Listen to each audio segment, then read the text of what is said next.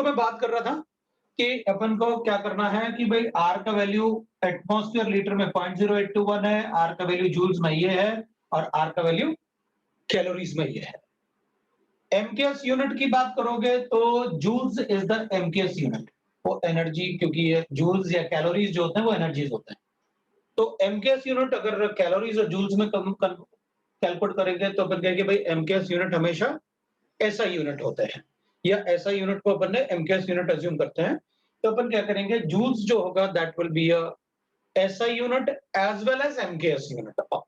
तो अगर अपन से पूछेंगे what is the value of R in SI unit, तो ठीक है एमकेएस यूनिट वाला बता दूंगा, ये एमकेएस यूनिट पूछेंगे तो भी होगा। तो that is the value of joule R. वाला। ठीक है, सर बोलो। सर वो एसआई यूनिट जूल्स वाला है। एसआई यूनिट बिल्कुल बेटा, SI unit of R is equal to 8.314 joules per mole पर टाइम। ये हो जाएगा भाई, और इसको ही अपन अगर कहें तो एमकेएस यूनिट भी बोल सकते हैं। ठीक है ना, तो ये अपन बता सकते हैं। अब ये तो सर एटीएम तो ये ऐसा यूनिट नहीं है ना sir? No no no no, ATM नहीं कहा मैंने, ऐसा यूनिट है।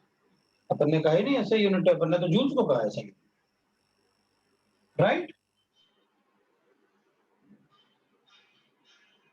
प्रेशर का भी ऐसा यूनिट अगर अपन कर लिखेंगे ना अपन ने कि पास्कल होता है प्रेशर का, ऐसा यूनिट।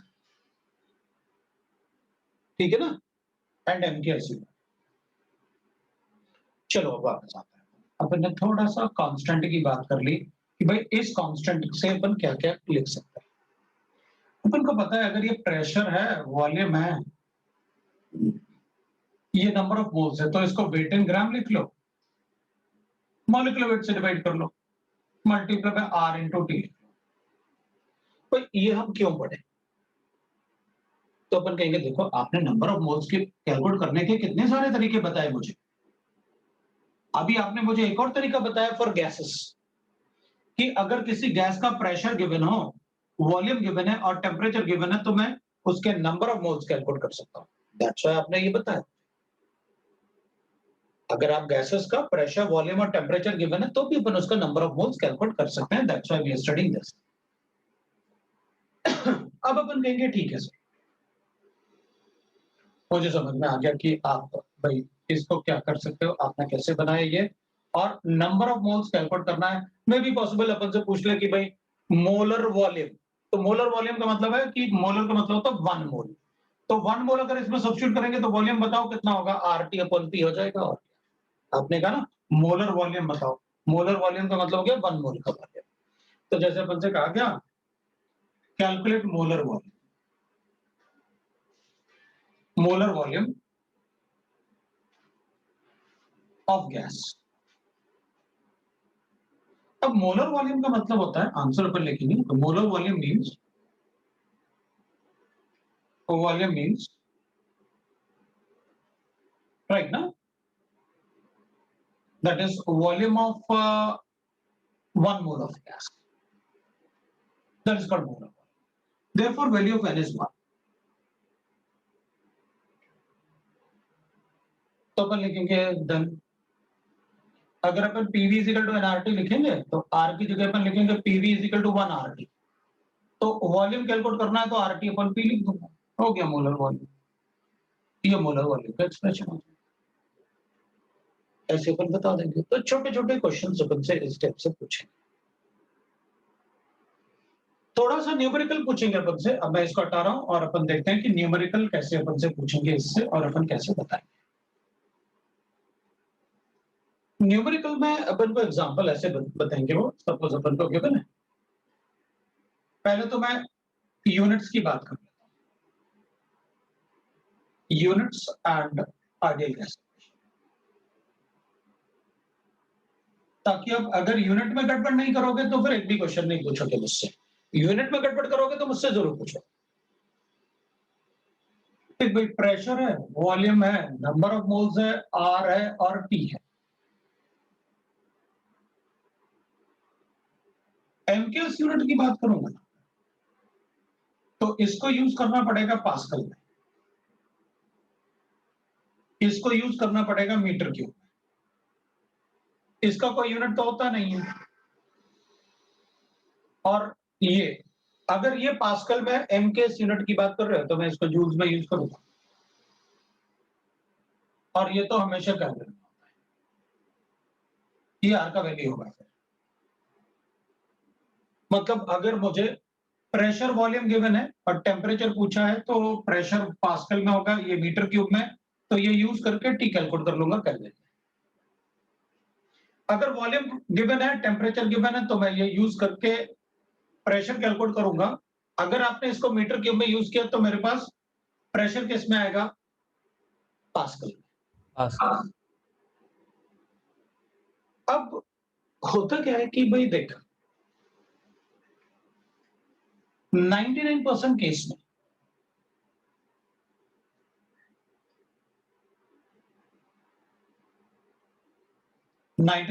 केस में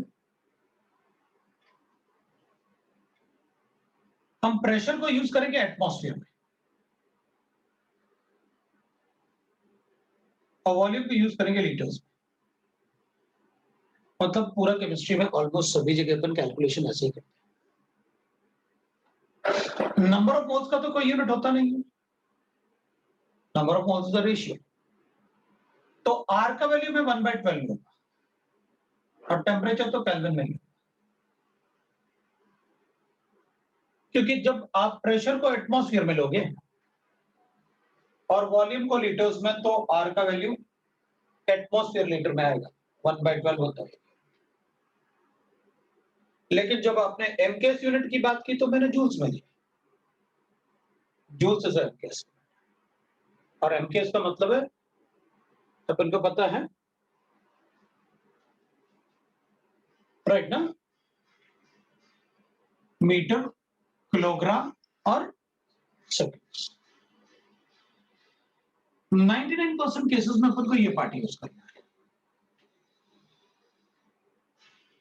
समटाइम्स अगर एमकेएस अपन से कहेंगे तो इसको यूज करूंगा, लेकिन मैं हर बार क्या करूंगा ना, अगर ये गिवन है इसमें कन्वर्ट कर दूंगा, ये गिवन है इसमें कन्वर्ट कर दूंगा, और आर का वैल्यू ये यूज करेंगे। लेकिन when we are dealing with the energies और हमको आर का वैल्यू चेक करना है, भाई अपन को एनर्जी ऑफ गैस कैलकुलेट करना है, तो फिर अपन कभी इसको यूज नहीं कर पाएंगे एनर्जी के time. Why it is so? Because atmosphere litre is not energy, energy is joules, energy is calories. तो फिर अपन को आर का वैल्यू इनकी जरूरत पड़ती है। Otherwise you will say that sir जब 99% केस में ऐसे ही को यूज करना था तो बाकी दोनों क्यों बताया आपको भी? तो बाकी दोनों इसलिए बिकॉज अगर एनर्जी से डील करना है, और ऑब्वियसली बात है विदाउट एनर्जी अपन को ये चैप्टर कैसे पढ़ पाएंगे? Energy change in a chemical reaction तो होगा ही होगा, तो फिर पढ़ना पड़ेगा, ठीक है ना? और बोलो। सर एनर्जी के केस में कैलोरीज वाला भी यूज कर सकते हैं, जैसे जूल्स दोनों वाला। यूज हो सकते हैं, कैलोरीज भी यूज कर सकते हैं, लेकिन अपन क्या करेंगे, एनर्जीज में मोस्टली अपन एमकेएस यूनिट यूज करेंगे।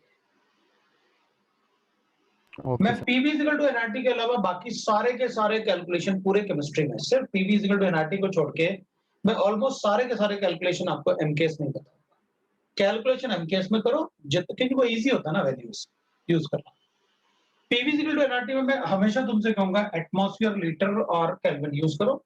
Otherwise in other cases upon MKS में कैलकुलेशन करो, जो यूनिट में आंसर पूछा है उसमें कन्वर्ट कर देना। आंसर ऑप्शन में जो भी यूनिट गिवन है उसमें कन्वर्ट करके अपन बता देंगे, कन्वर्जन बताऊंगा। ठीक है, तो अपन कहेंगे भाई यहां पर तो एन का कोई यूनिट होता नहीं है, तो अपन ने लिखा हुआ है ऐसे। अब अपन क्वेश्चन एग्जाम्पल, सपोज मेरे पास गिवन है, मुझसे कहा गया calculate the pressure of a gas,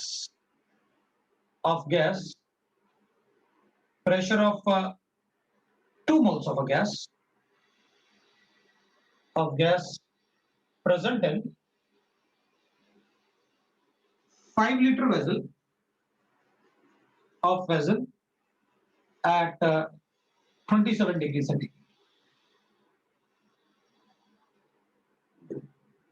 calculate करके बताओ, आंसर तुमको बताना है। आंसर तुम बताओगे?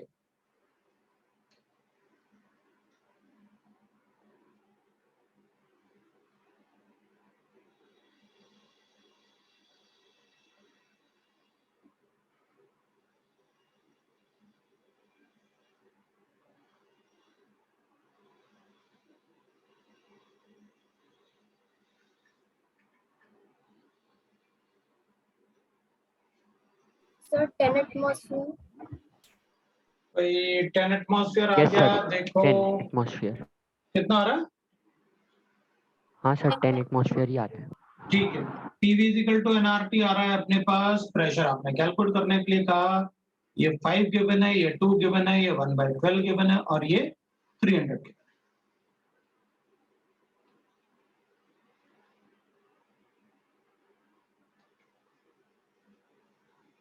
दिस इज 25 ना, तो P इज इक्वल टू 10 आ रहा है। P is equal to 10 atmosphere आ रहा है, बिल्कुल, बिकॉज ये दोनों का प्रोडक्ट 25 होता है।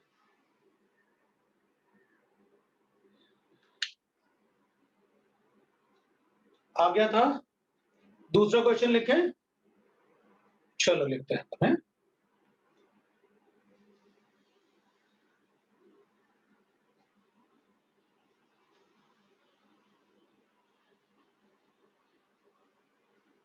A nitrogen gas is present in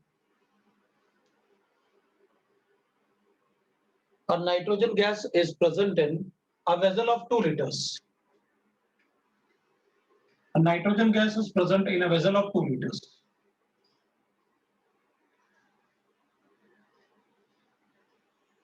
Nitrogen gas is present in a vessel of 2 liters at 27 degrees centigrade. At 27 degrees centigrade and exert a pressure of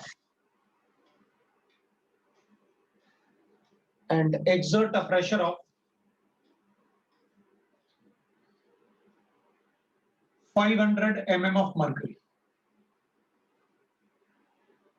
And exert a pressure of 500 mm of mercury. Calculate the weight of gas. Calculate the weight in gram of gas present in the vessel. Calculate the weight of gas present in the vessel.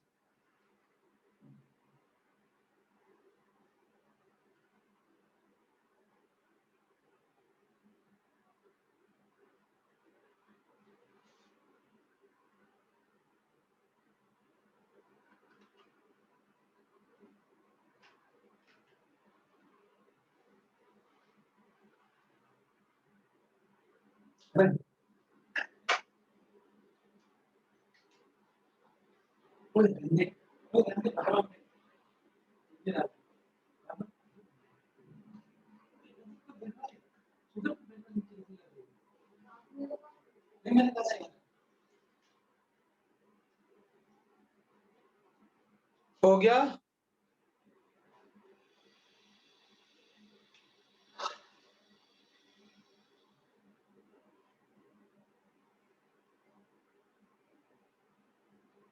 Sir please wait for a minute.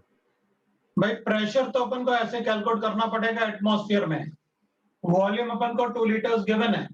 Wait अपन को calculate करना है, molecular mass of nitrogen 28 है, R 1/12 है और ये है 300। ये given है भाई अपन को। पहले तो ये बताओ कि यही सब्स्टिट्यूट किया तुमने या कुछ और किया? सर हमने कुछ और किया। अगर या तो पहले अगर आपने n कैलकुलेट किया तो n आप तो कैलकुलेट कर रहे सर थे, यही किया। यही किया। पहले आप n कैलकुलेट कर लेते, बाद में आप क्या करते हैं, उसको 28 से मल्टीप्लाई करके आप वेट इन ग्राम बताते हैं।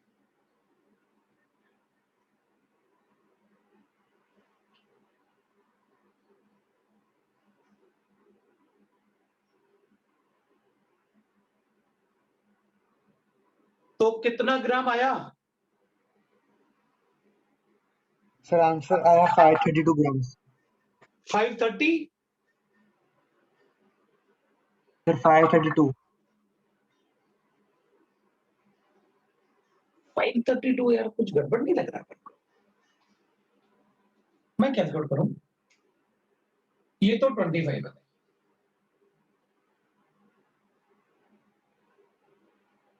ये तो कैंसिल हो गया,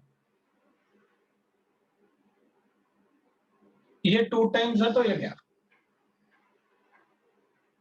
तो W कैलकुलेट करता है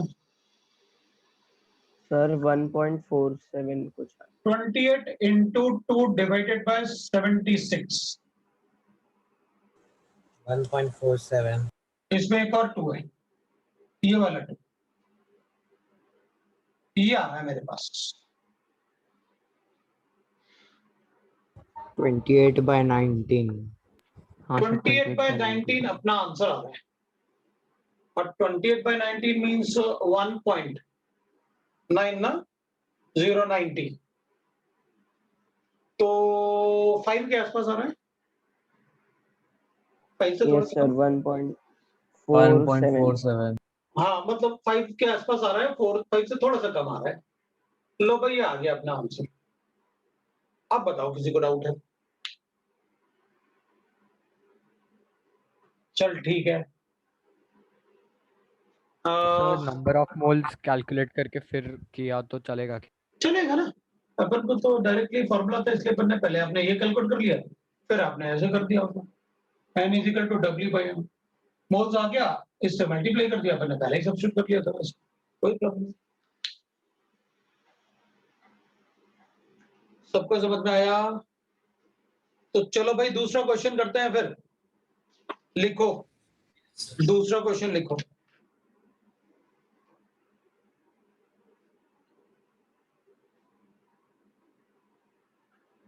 The weight of 500 ml of the weight of 500 ml of diatomic gas.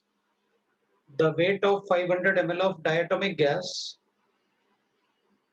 The weight of 500 ml of diatomic gas. The weight of 500 ml of diatomic gas is 500 ml of diatomic gas is 1 gram at 1 gram at 7 degrees centigrade and 2 atmosphere.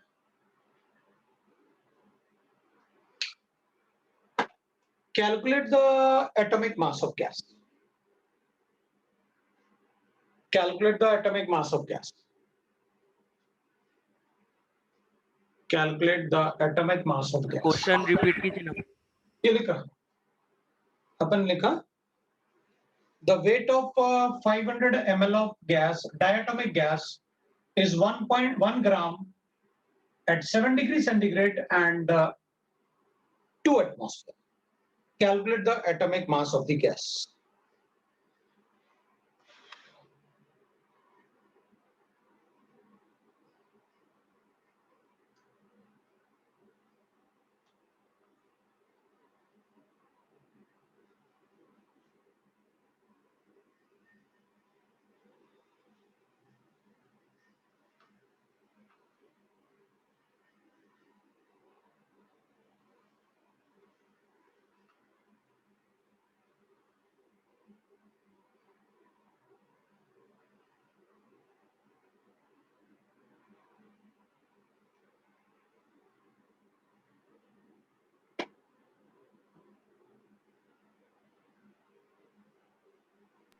Sir 23.3।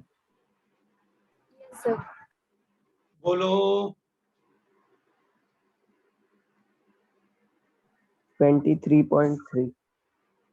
ठीक है, एक answer आया, किसी का answer different आया क्या? वही आया 23.33।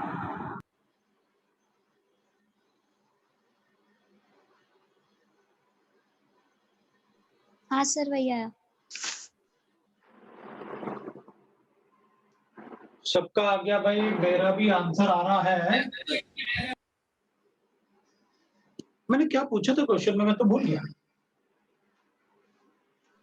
क्वेश्चन में mass क्या of पूछा? the हाँ? gas. atomic mass of the gas. तो m का वैल्यू तो मेरे पास आ गया 23.3 ग्राम आया ना।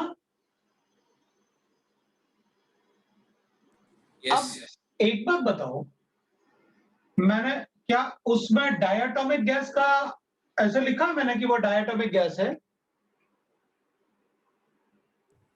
sir. और जो m आया वो तो मॉलिक्यूलर मास आया ना इसका, यस सर, तो फिर एटम का मास कितना होगा? Divided by 2। Divided by 2. हाँ तो भाई फिर आंसर अपन को एटॉमिक वेट बताना था, ये तो मॉलिक्यूलर वेट है। मैंने तो एटॉमिक मास पूछा था, तो अपन कहेंगे ठीक है भाई, this the mass of A2। So mass of A2 is equal to 23.3 grams. So mass of A will be equal to 23.3 divided by 2 कर देते हैं।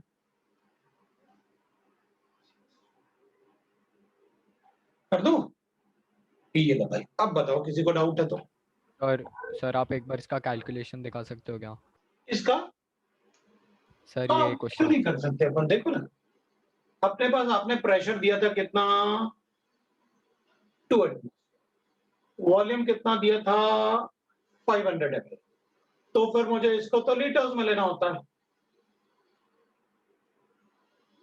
वेट आपने दिया था 1 ग्राम, मैंने m कैलकुलेट करना था और ये 1/12 और आपने इसको 280 कर दिया, तो 7 डिग्री सेंटीग्रेड था ना, तो अपने 273 ऐड करेंगे। टेम्परेचर ऑलवेज इन केल्विन, सबको समझ में आया? Yes sir. Yes. सर चलो फिर अब अपन दूसरा क्वेश्चन करेंगे, ठीक है? मेरा मेरा 11.4 हाँ तो 11.4 आया। 11.45 नहीं सर नहीं सर 11.65 आएगा। अगर ये 23.33 आ रहा है तो अपना 11.65 ही आएगा। पता नहीं वो मतलब कुछ कैलकुलेशन गड़बड़ कर रहा होगा, पता है, वो चेक कर लेगा अपने आप। एक बार चेक करो ना बेटा, है ना, चेक कर लेना उसको, ठीक है? चलो फिर अपन दूसरा क्वेश्चन देखते हैं, ठीक है? एक बार चेक कर लो, किसी ने कोई क्वेश्चन तो नहीं पूछा, नहीं पूछा। चलो फिर अपन, मैं आपको दूसरा क्वेश्चन दे रहा हूँ, लिखो भाई। Nitrogen is present, nitrogen is present in a flask of volume. Nitrogen is present in a flask of volume. Nitrogen is present in a flask of volume 1200 ml at a pressure of 7.6 into 10 to the power of minus 10 mm of Hg. At a pressure of 7.6 into 10 to the power of minus 7 mm of Hg. At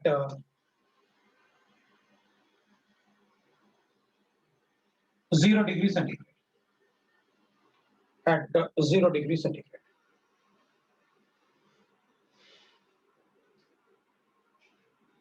Calculate the number of molecules of nitrogen. Calculate the number of molecules of nitrogen in the flask. Calculate the number of molecules of nitrogen in the flask.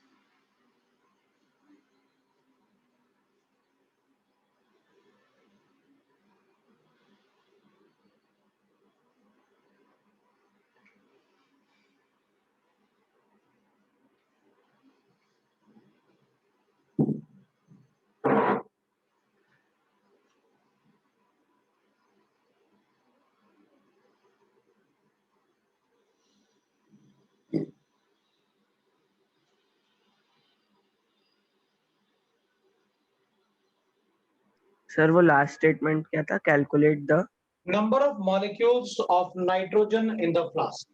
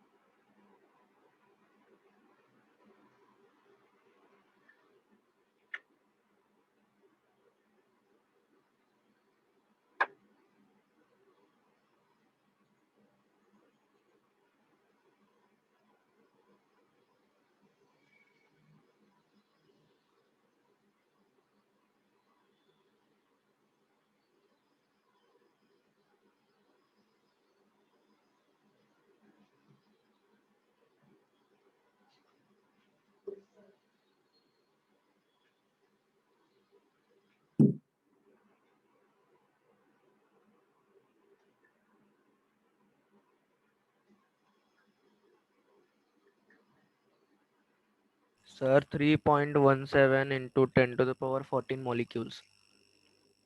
3.17 into 10 to the power of minus 14. नहीं sir, 14. 40. Oh my god. कुछ ज्यादा ही Sir, आता है। 14, only 14 positive. अच्छा अच्छा अच्छा अच्छा, ठीक है 14 मॉलिक्यूल, मुझे लगा माइनस 14, उसके बाद माइनस 40 भी हो गया। सर क्या फाइंड करना है वो नहीं समझा। सर नंबर ऑफ 4.39 मॉलिक्यूल चाहिए थे ना अपन को यहाँ पर, नंबर ऑफ मॉलिक्यूल्स। इसके कितने मॉलिक्यूल्स हैं इसमें नाइट्रोजन के, तो उसके लिए क्या चाहिए, मोल्स चाहिए अपन को नाइट्रोजन के। Sir, molecules divided by Na.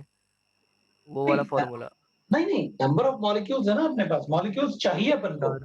हाँ हाँ, अपन नहीं तो मतलब तुम कह रहे हो कि नंबर ऑफ मोल्स कैलकुलेट कर लेता हूँ सर, फिर नंबर ऑफ मॉलिक्यूल्स है डिवाइडेड बाय Na होता है, तो मैं नंबर ऑफ मोल्स कैलकुलेट कर लेता हूँ और बाद में से मल्टीप्लाई कर दूंगा तो मॉलिक्यूल्स आ जाएंगे, राइट ना? Yes sir. बिल्कुल यही करने वाले हैं। Sir 4.39 into 10 raised to 11 R. अरे यार, अलग अलग बताओगे तो मुझे कैलकुलेट करना पड़ेगा ना फिर। अच्छा ठीक है, अपन कैलकुलेट करते हैं उधर सब्स्टिट्यूट करके, फिर तुम लोग मुझे बताना इनका वैल्यू कितना है, ठीक है? सर मुझे 3.1314 into 10 to the power 21 आ रहा है।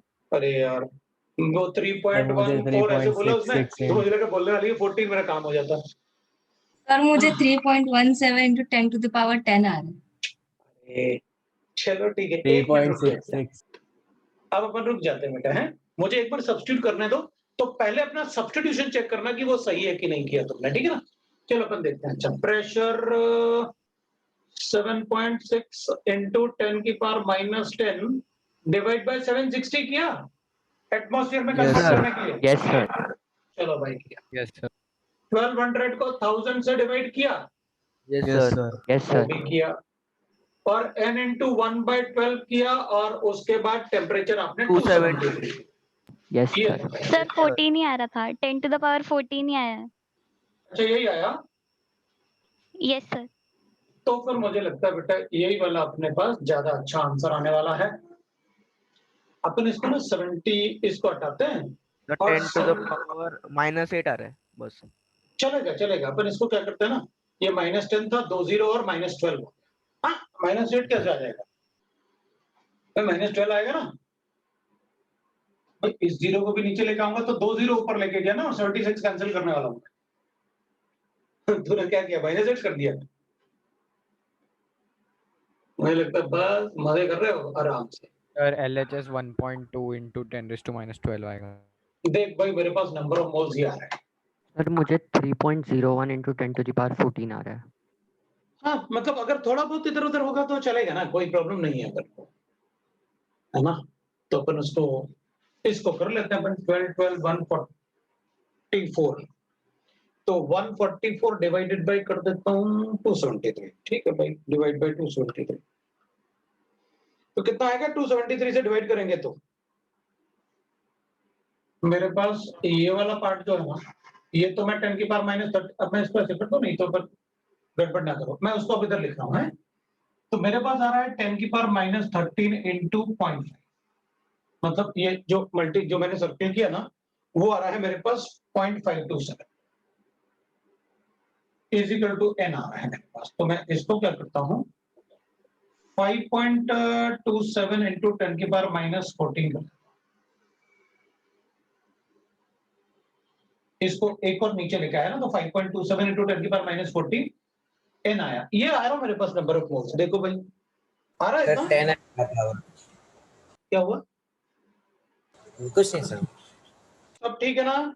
सर मुझे 3.17 तो आ रहा है, पर 10 की पावर 10 ही आ रही है, 14 नहीं आ रही। अब 10 देख to the लेते हैं power क्या 10 करना है। ही आएगा। हाँ सर 10 आ रहा है शायद। अच्छा 10 ठीक है आ रहा है ना, सर। ठीक है ना, ठीक है। तो नंबर ऑफ मॉलिक्यूल्स लिखते हैं अपन, है?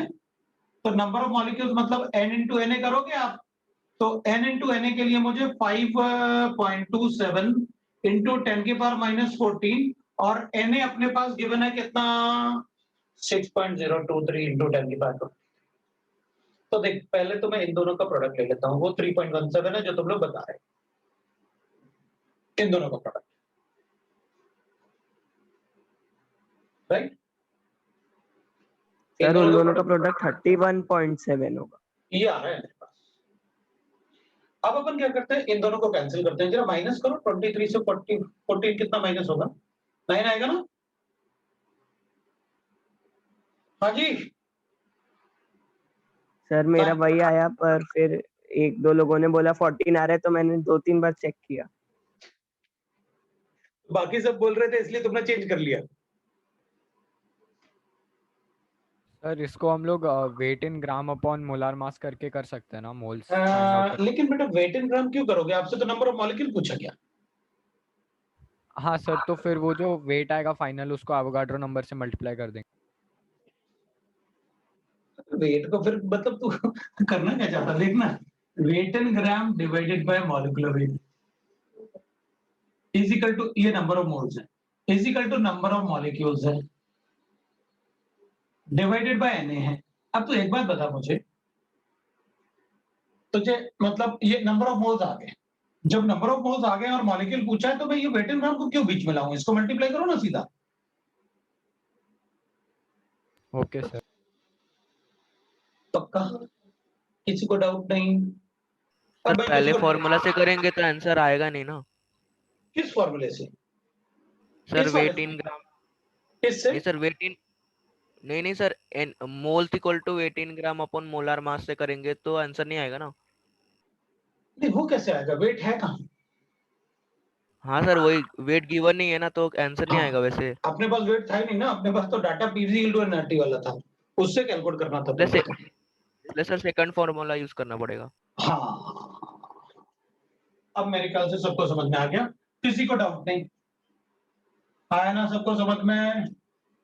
चलो भाई, तो ये अपना गैसियस स्टेट वाला पार्ट था। अब गैसियस स्टेट वाले पार्ट में मेरे ख्याल से मैंने आपको यूनिट के इंटर कन्वर्जन तो काफी अच्छे से बता दिए, और इसके अलावा मतलब अब आप सारे क्वेश्चंस कर सकते हो, आपको यूनिट कन्वर्जन भी पता है और कैसे सब्स्टिट्यूशन करना है वो भी पता है। अब ये आपका चैप्टर खत्म हो गया, इंट्रोडक्शन टू केमिस्ट्री। आगे अपन पढ़ेंगे, नया चैप्टर शुरू कर लेते हैं, है ना? रादर देन वेटिंग अपन क्या करेंगे, आपके पास शीट तो है, वो तो भेजे ना, मैंने क्वेश्चंस तो भेजे ना, सारे के सारे आंसर्स भी भेजे ना आपको। Yes sir. तो नेक्स्ट टाइम आपका होमवर्क यही होगा कि आप सारा कैलकुलेट करके लेके आए, ठीक है? तो फिर मैं नया ओके सर। चैप्टर ओके शुरू, सर। अब अपन चैप्टर शुरू करते हैं, क्योंकि इंट्रोडक्शन काफी हो गया, अपन को शुरू कर लेना चाहिए चैप्टर्स, ठीक है? तो चलो शुरू।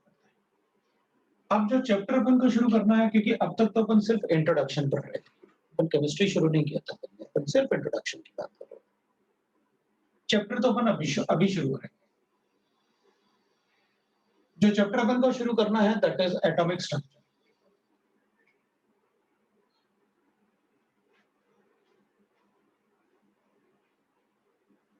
चैप्टर अपन शुरू करेंगे दैट इज एटॉमिक स्ट्रक्चर। ये शुरू करेंगे तो अपन को स्ट्रक्चर ऑफ एटम की बात करनी है। सो एटॉमिक स्ट्रक्चर में अपन लिखेंगे the developments of models of atoms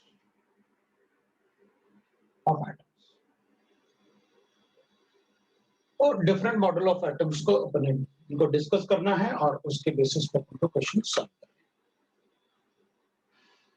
developments of models of atoms ऐसे डिस्कस। तो अपन कहेंगे देखो भाई, पहले तो मैं डाल्टन्स एटॉमिक थ्योरी पता था, एटॉमिक थ्योरी, और डाल्टन एटॉमिक थ्योरी बहुत पहले दिया था 1805 में, बहुत पुराना थ्योरी। उसके हिसाब से वो कहता था कि भाई डाल्टन के हिसाब से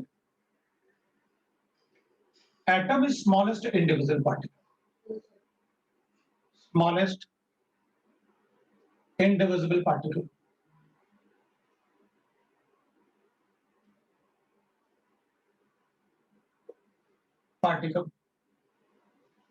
लेकिन अभी अपन एटम को काफी सारे पार्टिकल में डिवाइड कर चुके हैं, but now atom is divided in more than 35 particles में डिवाइड हो चुका है। इन पार्टिकल्स, इन सब एटॉमिक पार्टिकल्स, एटॉमिक पार्टिकल जैसे इलेक्ट्रॉन है, प्रोटॉन है, न्यूट्रॉन है, पॉजिट्रॉन है, न्यूट्रिनो है, मीसॉन्स है, मीसॉन है, बोसॉन है, there are so many, quark, आपके जो चैनल्स हैं।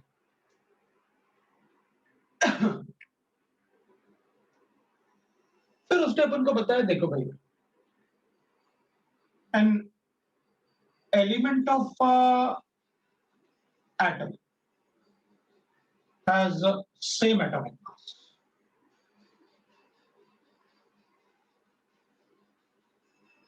but now we know that the isotopes have different atomic mass. Isotopes of atom have different atomic mass.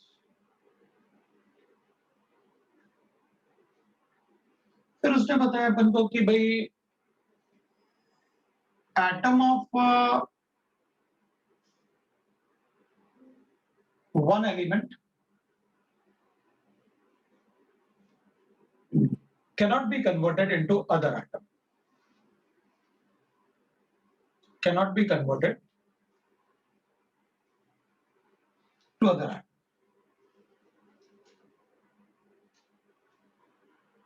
But now we know that by the help of radioactivity हम एक element को दूसरे element में convert कर सकते हैं, that is called artificial transmutation. But by radioactivity we can convert one element into another element into other element. अभी अपन ऐसे कन्वर्ट कर सकते हैं। तो अपन कहेंगे अच्छा सर ऐसा कर सकते हैं तो सारे आयरन को गोल्ड में कन्वर्ट कर, जब कन्वर्ट कर ही सकते हैं तो आयरन गोल्ड में कन्वर्ट कर लेते हैं सारा का सारा, मजे हो गए अपने। बट इसके लिए हमको न्यूक्लियर प्लांट चाहिए होगा, और न्यूक्लियर प्लांट बनाने में जो कॉस्ट आएगा और उसके बाद जो आयरन का गोल्ड में कन्वर्जन का कॉस्ट होगा वो बहुत ज्यादा होगा जितना नेचुरली अकरिंग गोल्ड का कॉस्ट पड़ता है। तो अगर यूरेनियम बॉम्ब बनाना है तब तो ठीक है, एक दो ही बनाने हैं। अब सारा आयरन अगर कन्वर्ट करना होगा तो बहुत सारा प्रॉब्लम आ जाएगा।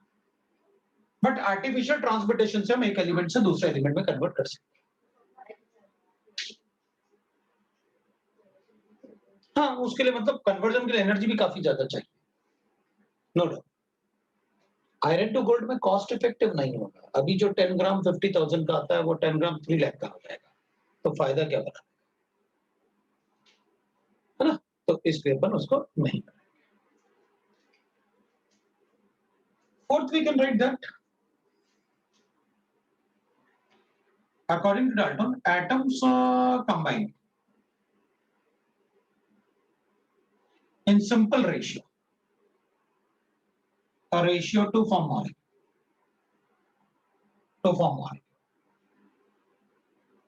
जैसे वाटर में हाइड्रोजन और ऑक्सीजन 2:1 के मोल्स में, कार्बन डाइऑक्साइड HNO3 ऐसे सिंपल रेशियो में कंबाइन करते हैं to form molecule. But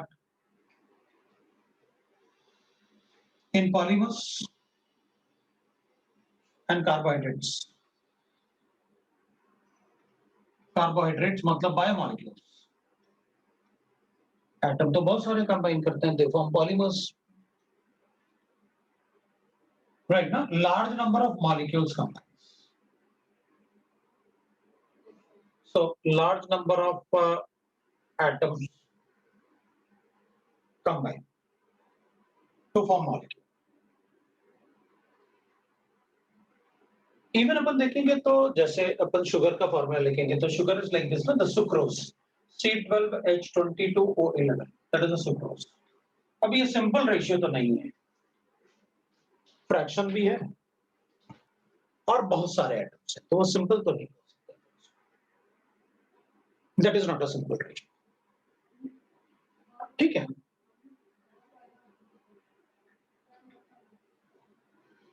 atoms cannot be destroyed.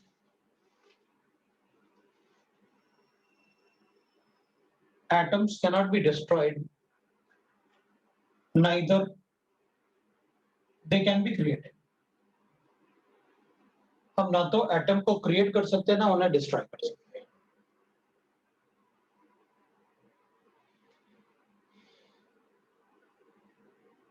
But they can be converted from one form to other form, वो अपन कर सकते हैं रेडियोएक्टिविटी से, that is called artificial transportation, created. So atoms cannot be destroyed, neither they can be created.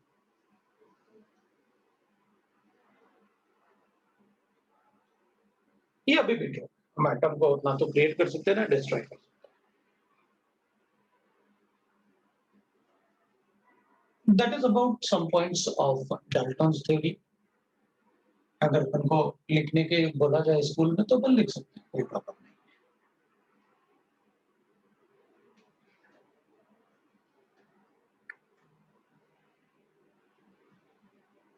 The fundamental particles of atom,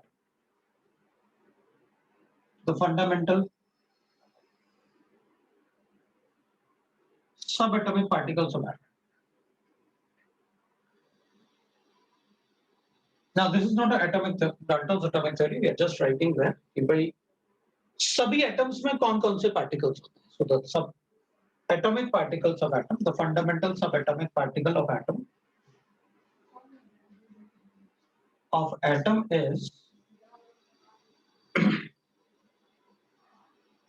is electron, proton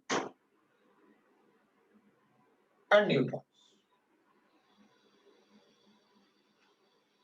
except hydrogen atom.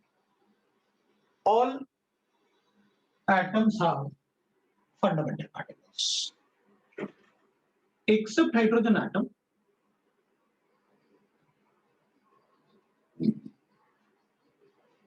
All other atoms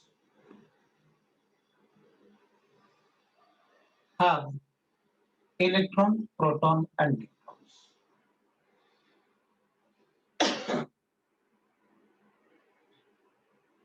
तो फिर अपन कहेंगे ठीक है भाई, हमें mostly fundamental particle पे focus करना है।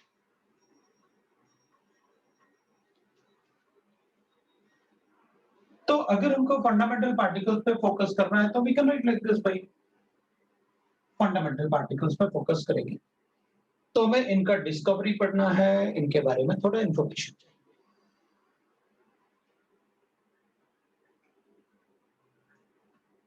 तो अपन डिस्कवरी ऑफ इलेक्ट्रॉन की बात,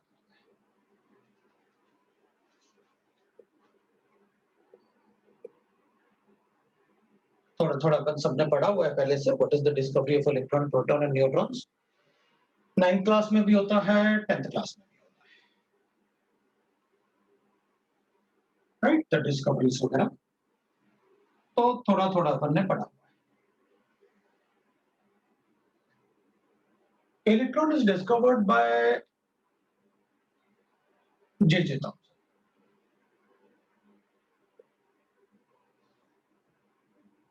by cathode ray experiment.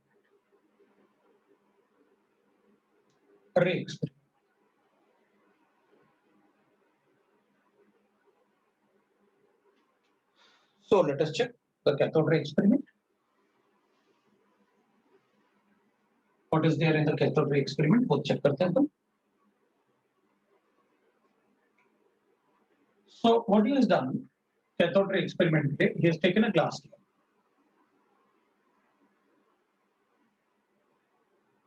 और ये ग्लास ट्यूब है, इसमें अपन वैक्यूम जनरेट करेंगे, मतलब इससे एयर सारा बाहर निकाल देंगे, दैट इज अ वैक्यूम। और इसमें इलेक्ट्रोड्स लगेंगे, कैथोड एंड एनोड। तो यहां पर अपन लगा लेते हैं, दैट इज अ कैथोड, और यहां पर मैं लगा देता हूं एनोड। तो ये एनोड लिख लेता हूं मैं, और ये कैथोड। ये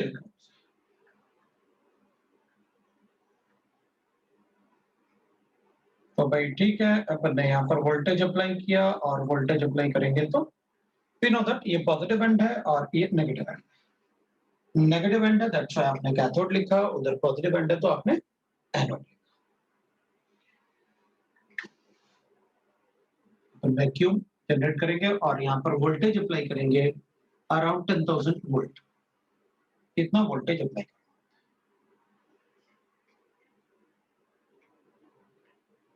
इसमें हम हाइड्रोजन गैस लेंगे, in this there will be H2 gas at low pressure. The pressure is around 10 to the power -4 atmosphere. Gases do not conduct electricity.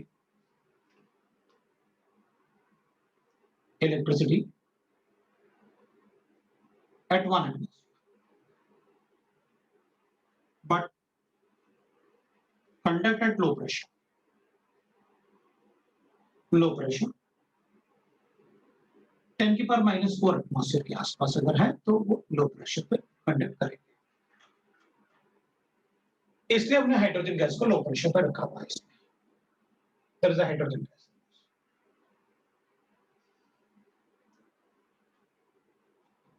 So if it conducts electricity, so obviously the circuit will be completed because there is a gas present in this. There is a hydrogen gas which is present in this.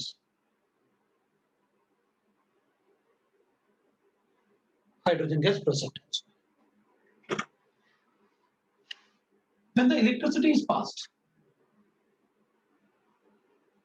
when voltage is applied, अपन इसमें की को close करेंगे, voltage apply करेंगे, तो इधर जो gas होगा, it's hydrogen gas, we are supplying the energy from this, then H2 molecules breaks, molecule break, into H atoms and then ionize to H plus, फिर वो आयनाइज भी हो जाएगा। मतलब जब हम वोल्टेज अप्लाई करेंगे तो जो H मॉलिक्यूल है that will get converted into H atoms, the bond will break and this H atom will get ionized। जो एक बॉन्ड था वो ब्रेक हो गया ऐसे, the bond will break and the H gaseous atom, the electron present in the outer shell, that is a valence shell, will get converted into, that will eject and this hydrogen atom will get converted into H plus ion।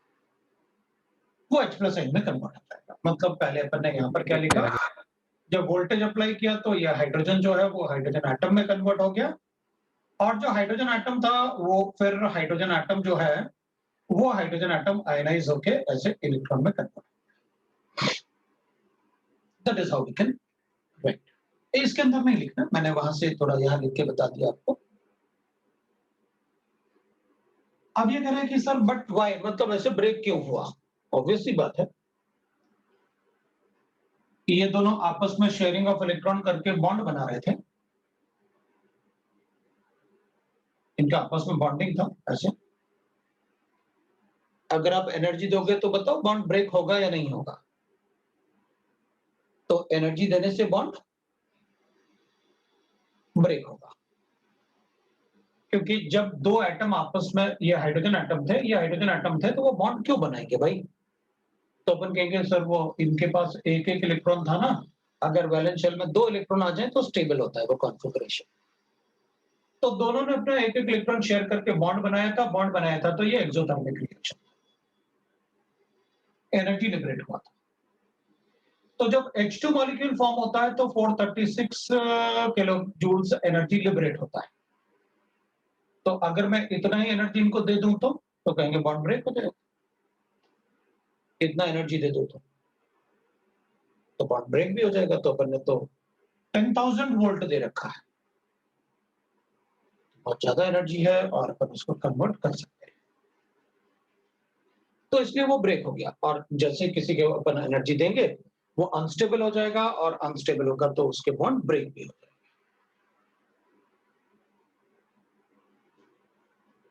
अब अपन क्या करेंगे, जब ये break होंगे तो obvious सी बात है वो आयनाइज हो गया, आयनाइज होगा तो ऑब्वियस सी बात है जो इलेक्ट्रॉन्स यहाँ आएंगे, इसमें जो इलेक्ट्रॉन्स होंगे वो इलेक्ट्रॉन्स जो यहाँ पर प्रेजेंट होंगे, बहुत सारे इलेक्ट्रॉन्स जो जनरेट हुए हैं, ये इलेक्ट्रॉन्स जो जनरेट हुए अपने पास, ये इलेक्ट्रॉन्स इसकी तरफ भाग रहे होंगे। वो क्यों? क्योंकि ये पॉजिटिव चार्ज है और इसमें नेगेटिव चार्ज। अगर पॉजिटिव चार्ज है तो यहाँ पर, यहाँ से यहाँ वो electron, that is a stream of particles, वो मूव कर रहे हैं। तो ये जो electron, because their mass is less, तो they will be moving towards the cathode because this is positively charge, और ये नेगेटिवली चार्ज पार्टिकल्स। तो ये नेगेटिवली चार्ज पार्टिकल्स उस तरफ मूव कर रहे हैं। तो अपन लिख सकते हैं cathode rays is a stream of electrons। जो कैथोड रेज होते हैं वो स्ट्रीम ऑफ इलेक्ट्रॉन्स होते हैं, that is nothing but the rays of electrons. और इसमें जो स्पीड होता है इलेक्ट्रॉन का वो काफी ज्यादा होता है, तो हम कहेंगे they travel with very high speed, they travel with very high speed, very high speed, और बहुत स्पीड से ट्रेवल भी करते हैं। They travel with very high speed, ठीक है, they travel with very high speed particles, and the speed will be almost, we can say that 2 into 10 की power 8 metre पर सेकंड के आसपास होगा, जैसे लाइट का वेलोसिटी होता है। Yes, we can use and the laser cathode rays. And they are material particle because अगर मान लो मैं इसमें एक यहाँ पर ना एक सपोज करते हैं अपन यहाँ पर एक व्हील लगा देते हैं, यहाँ पर कोई अगर अपन व्हील लगा दें, ऐसे एक व्हील लगा देते हैं, उस व्हील में ऐसे पैन होंगे,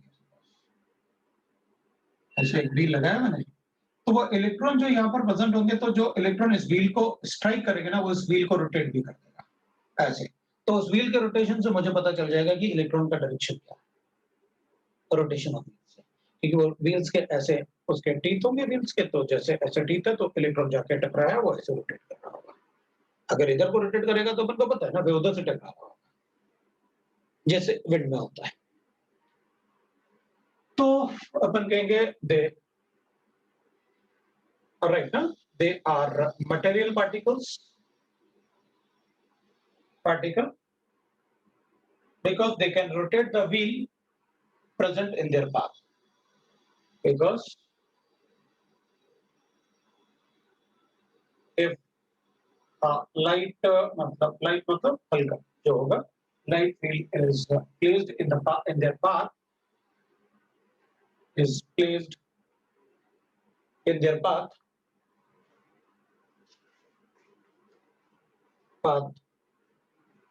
it will rotate, it will rotate। और रोटेशन से भी अपन बता सकते हैं कि किस डायरेक्शन में वो ट्रैवल करता है। When a magnetic field is applied, अपन में इलेक्ट्रिक और मैग्नेटिक फील्ड की बात कर लेते हैं थोड़ा सा। इलेक्ट्रिक फील्ड तो अपन को पता है, अगर मान लो मैंने इलेक्ट्रिक फील्ड लगाया इधर को, इधर पॉजिटिव लगाया इधर नेगेटिव लगाया, मैंने ऐसे इलेक्ट्रिक फील्ड लगा दिया, अपन को पता है इलेक्ट्रॉन ऐसे ट्रैवल करता है। मैंने इलेक्ट्रिक फील्ड इज अप्लाइड ना, तो क्या होगा,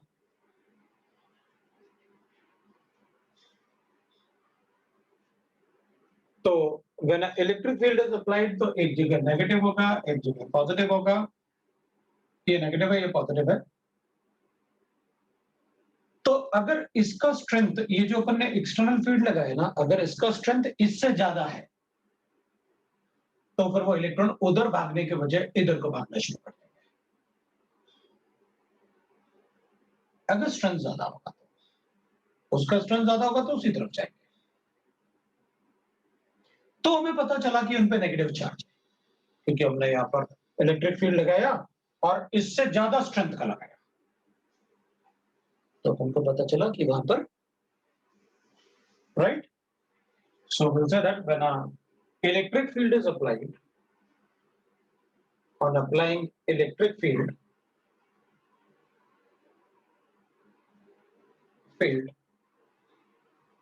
they deviate towards anode, they deviate toward positively charged, right, anode, which indicates that they carry the negative charge, indicating the cathode ray is negatively charged. Ray is negatively charged. ठीक है ना, एक तो वो हो जाएगा।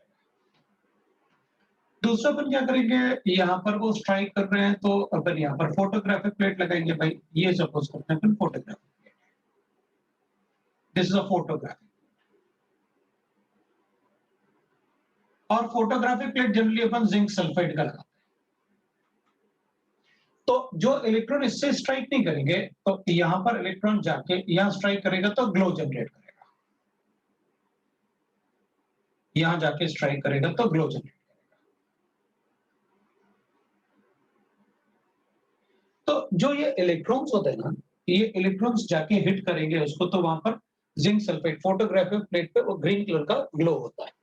तो हमें पता चल जाता है अच्छा वो इलेक्ट्रॉन से वहां पर जो स्ट्राइक कर रहे हैं फोटोग्राफिक प्लेट। तो दे show the green, they generate the green glow. वो लिखने की जरूरत नहीं, फिर अपन ने लिखा हुआ है वहां ग्रीन ग्लो लिख दिया ऑन द फोटोग्राफिक प्लेट, तो अपन को सेंटेंस में लिखने की जरूरत है।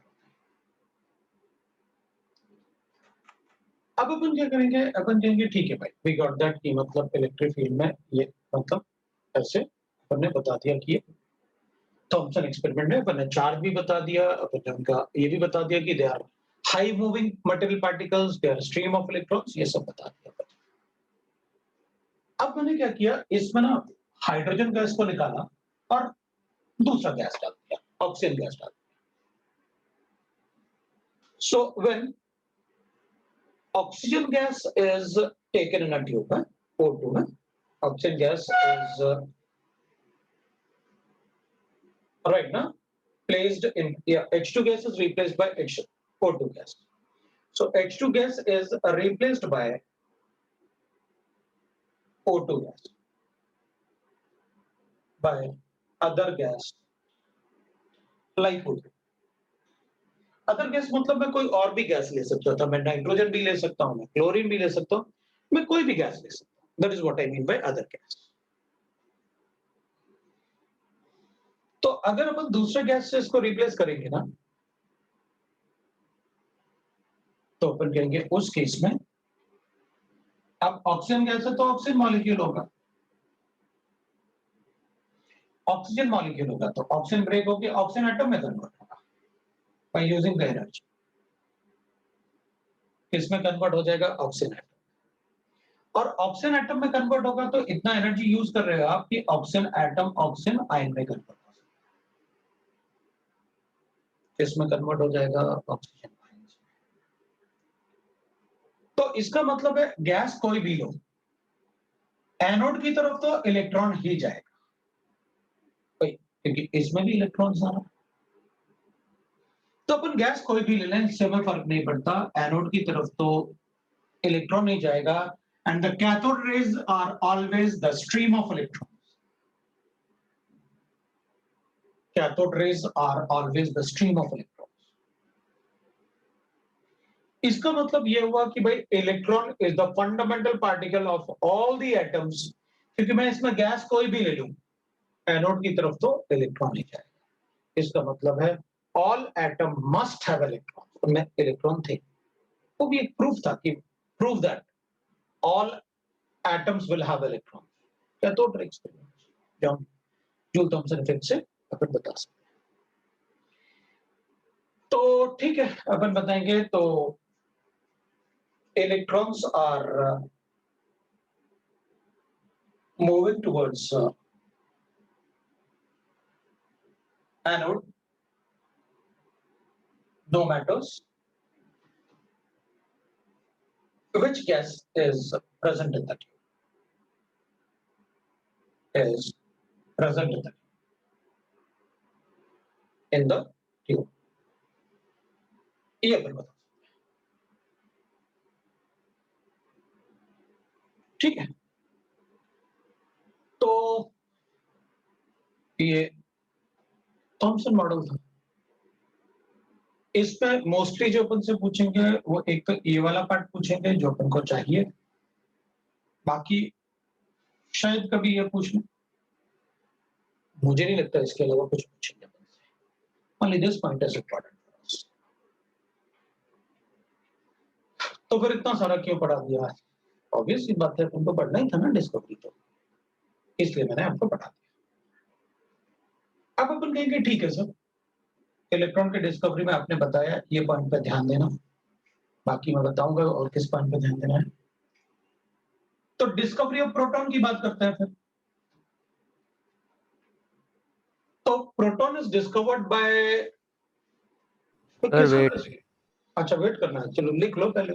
हाँ तो ये मैंने प्रोटॉन कर दिया, अब तुम लोग नहीं ऐसे करना, नहीं तो कई बार मतलब स्टूडेंट इसको काट के अच्छा सर ने इलेक्ट्रॉन लिखा था, कोई बात नहीं हटा देते हैं, सबसे गलती होगी। अपन प्रोटॉन की डिस्कवरी पढ़ेंगे सेकंड, तो पहले लिख लो फिर अपन। सर वो मैग्नेटिक फील्ड जो लगाया ना, वो वाला पॉइंट फिर से समझा सकते हैं? बेटा वो फोर्थ पॉइंट में जिसमें मैग्नेटिक फील्ड कुछ तो उधर क्रिएट किया है ना, वो पॉइंट थोड़ा एक बार फिर से बताइए।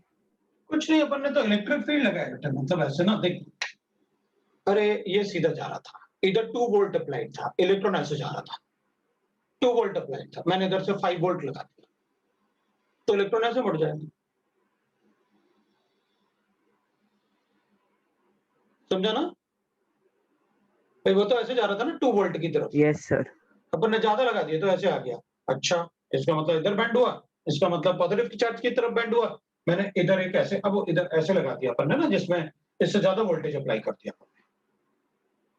तो अगर वो बेंड हो गया पॉजिटिव की तरफ, तो अपन को पता चल गया भाई इसका मतलब है कि वो नेगेटिवली चार्ज है, क्योंकि वो हर बार पॉजिटिव की तरफ बेंड कर रहा है। सर वो मतलब Yes, sir, क्रॉस के understood. लिए मतलब वो अप्लाई किया था। हाँ, अपन ने अप्लाई किया, इसलिए तो लिखा हुआ है वो थोड़ा ऐसे इनकम्प्लीट लिखा हुआ है। बस अपन ने तो ये लिख लिया कि भाई हमें कैसे पता चला कि नेगेटिव चार्ज है उस पे। हमने वो अप्लाई किया था, मतलब सर कंफर्म करने के लिए वो मतलब अप्लाई किया था बस कि बस मतलब बस उसका। नेगेटिव चार्ज सर पॉजिटिव उधर हाँ टर्न हाँ कर रहे हैं। हाँ, बस ये कंफर्म करने के लिए कि भाई उसमें नेगेटिव चार्ज है या पॉजिटिव चार्ज है। अगर उस पर नेगेटिव चार्ज है तो पॉजिटिव की तरफ बेंड होगा, अगर उस पर पॉजिटिव चार्ज होता तो नेगेटिव की तरफ बेंड हो जाता। न्यूट्रल होता तो बेंड नहीं होता। तो अपन कहते भैया इस पर कोई चार्ज नहीं हो, अच्छे से पढ़ो इसको, क्योंकि ना तो वो पॉजिटिव की तरफ बेंड हो रहा है ना नेगेटिव की तरफ बेंड हो रहा है, इसका मतलब कुछ और है, ये उस पर चार्ज नहीं है, इसलिए सर एक डाउट। बोलो। सर जो वो इलेक्ट्रिक फील्ड हमने अब बाहर से अप्लाई किया है सर, भले ही अगर उसका जो अंदर का एनोड है उसके उससे ज्यादा चार्ज नहीं है मतलब वोल्टेज, बट फिर भी थोड़ा तो डिविएशन होगा ना। अपन कहेंगे देखो भाई, अगर आप लेके जाओगे तो जो इधर उधर वाला इलेक्ट्रॉन होगा ना, पास पास वाला, इसके कि जितना कितना पास लगाया हुआ है उस पर डिपेंड करेगा। तो वो इधर वाले इलेक्ट्रॉन थोड़े एक्सीलरेट होंगे, लेकिन जा रहे होंगे स्ट्रेट लाइन में। जब काफी पास आके लगाओगे तो फिर अगर आपने कहा कि भाई इसका जितना इधर यूज किया उससे काफी कम इसमें यूज किया, अगर कम यूज किया तो वो ज्यादा अट्रैक्ट नहीं कर पाएगा इलेक्ट्रॉन को। This will be more attracting more the electrons, तो वो स्ट्रेट पाथ पे ज्यादा जाएंगे। नहीं सर, वोल्टेज ज्यादा ही रहेगा बट कंपैरेटिवली उससे कम रहेगा तो भी डेविएट तो होंगे ना इलेक्ट्रॉन। बस थोड़ा बहुत तो हो ही जाएगा, क्योंकि इधर वाला इलेक्ट्रॉन उतना थोड़ी अट्रैक्ट हो रहा होगा। मान लो मेरी मर्जी, मैं तो इधर लगा देता हूँ, उधर नहीं लगाता हूँ इसके पास, मेरी मर्जी इधर लगा। फिर अभी जब तक वो अट्रैक्ट करेगा तब तक थोड़ा बहुत तो इधर अट्रैक्ट होगा ही होगा, थोड़ा तो एक्सीलरेट होगा, बिल्कुल होगा। Okay sir. सर एक और डाउट। सर कोई भी ये कोवैलेंट बॉन्ड जैसे हाइड्रोजन का और ऑक्सीजन का अगर ब्रेक हुआ तो उसमें से वो इलेक्ट्रॉन्स निकलेंगे? बिल्कुल। सर वो कैसे? क्योंकि अगर अपन मान लेते हैं कि ऐसे है ना, मेरे पास हाइड्रोजन एटम है, अगर अपन हाइड्रोजन एटम बना लें तो इसमें एक प्रोटॉन था एक इलेक्ट्रॉन था। अब इन दोनों का एक इलेक्ट्रोस्टैटिक अट्रैक्शन होगा ना आपस में, इलेक्ट्रॉन और प्रोटॉन का। अगर अपन जितना अट्रैक्शन, मान लो ये दोनों अट्रैक्ट हो रहे हैं 5 जूल से, और मैं इसको 6 जूल एनर्जी दे दूं तो भाई उनका अट्रैक्शन ब्रेक हो जाएगा, इलेक्ट्रॉन बाहर चला जाएगा, क्योंकि उसका इलेक्ट्रॉन का अट्रैक्शन प्रोटॉन से खत्म हो।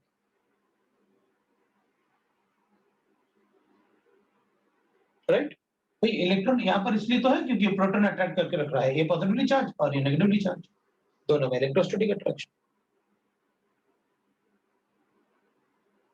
अपन ने उतना एनर्जी दे दिया जिससे कि वो ब्रेक हो जाए, तो फिर दूर दूर हो जाएंगे भाई, फिर तो इलेक्ट्रॉन निकल जाएगा। तो सर वो ऐसा नहीं है ना कि वो इलेक्ट्रॉन शेयर हो रहा था इसीलिए वो डिस्चार्ज हुआ उस?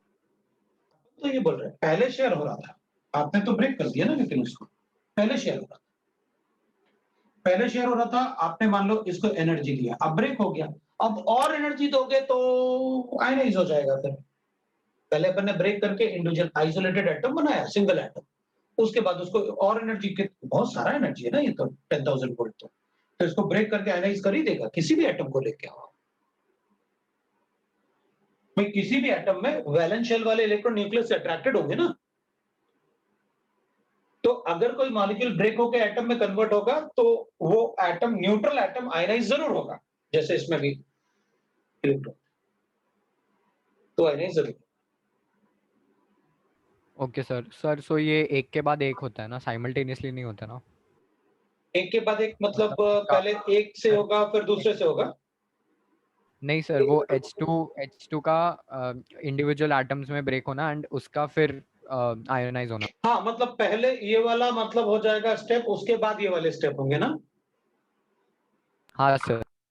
तो अपन वो कहेंगे भाई साइमल्टेनियसली नहीं। देख, अगर मेरे पास 100 मॉलिक्यूल्स है, इतना एनर्जी दिया आपने कि उस एनर्जी से 100 में से 99 मॉलिक्यूल तो ब्रेक हो ही जाएंगे और वो आयनाइज होना शुरू हो जाएंगे। बाद में एक मॉलिक्यूल ब्रेक होता है, मुझे कोई फर्क नहीं पड़ता। मैं ऐसे नहीं बोल सकता कि 100 के 100 मॉलिक्यूल पहले ब्रेक होंगे, उसके बाद ही आयनाइज करेंगे। ऐसे नहीं बोल सकता।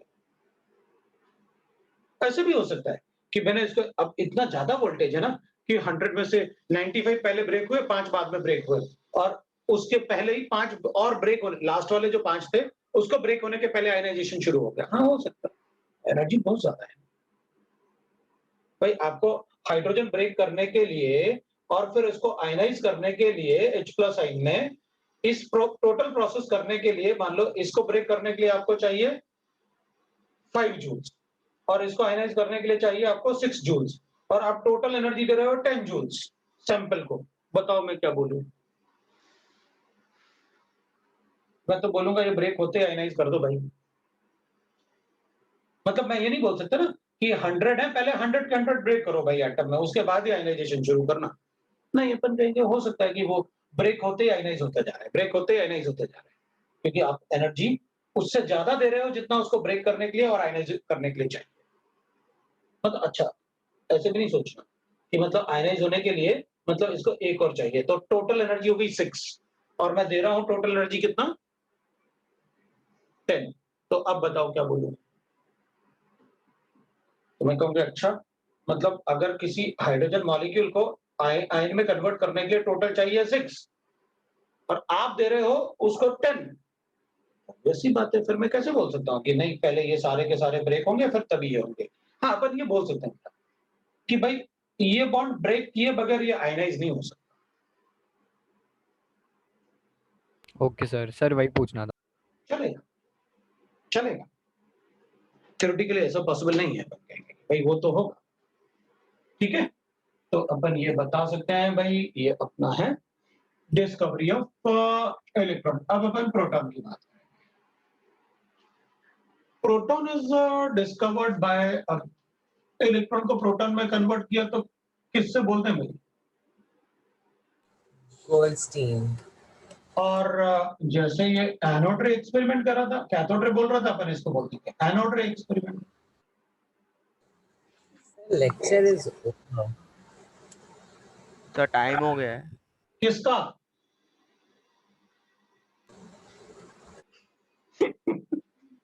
चलो ठीक है, कनाल रेस। ठीक है, कोई बात नहीं, चलेगा, फिर नेक्स्ट टाइम पढ़ेंगे। मुझे लगा आजकल कोरोना चल रहा ना, इसलिए मैंने पूछा किसका। चलो ठीक है बेटा, तो आज अपन इतना ही पढ़ेंगे। ये अपना